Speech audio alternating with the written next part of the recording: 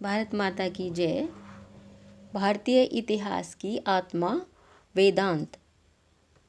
लेखक डॉक्टर हरीशचंद्र वर्मा, भारतीय इतिहास संकलन समिति, हरियाणा। आज का शीर्षक है राष्ट्रीय जागरण की दिशाएं।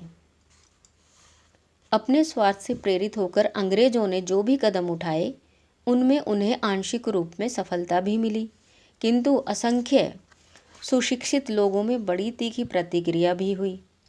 अंग्रेजी पढ़कर और ईसाई बनकर कुछ लोग बड़ी बड़ी सरकारी नौकरियां और पदों पर प्रतिष्ठित हो गए और पक्के सरकारी पिट्ठू बन बैठे, किंतु बहुसंख्य सुशिक्षित व्यक्ति हॉब्स, लॉक, रूसो आदि चिंतकों का स्वातंत्र्य दर्शन पढ़कर गली गली और घर घर में भारतीय स्वातंत्र्य का अलख जगाने को निकल पड़े।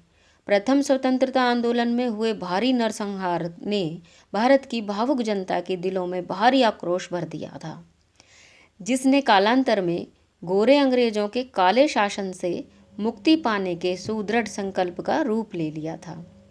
मुस्लिम शासन काल में वेदांत प्रेरित भक्ति आंदोलन ने जिस शक्ति सिद्धांत को जन्म दिया था, वह अब ईश भक्ति को शुद्ध देशभक्ति में परिणत करने की दिशा में उन्मुख और अग्रसर था।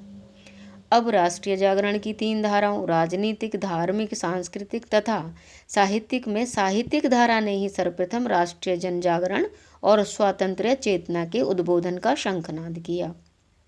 राष्ट्रीय जागरण के साहित्यिक सूत्रधार थे भारतेंदु हरिश्चंद्र सन 1850 से 1884 ईस्वी और उनके भारतेंदु मंडल के अन्य सदस्य।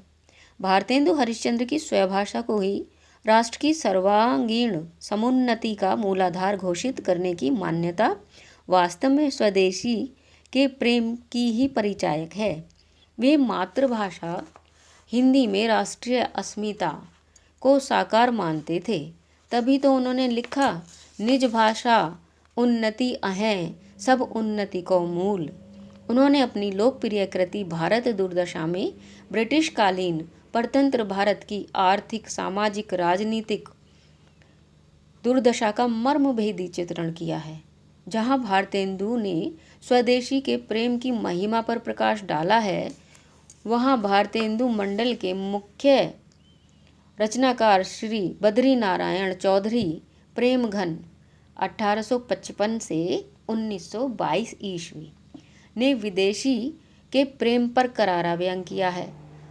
अंग्रेजी भाषा के साधारण से ज्ञान पर ऐंठ कर टेंट होने वाले स्वदेशी बाबुओं की विलायती अदा पर तीखा कटाक्ष करते हुए उन्होंने लिखा है, अक्षरचारी पढ़े अंग्रेजी बन गए अफलातून। वंदे मातरम। जय हिंद।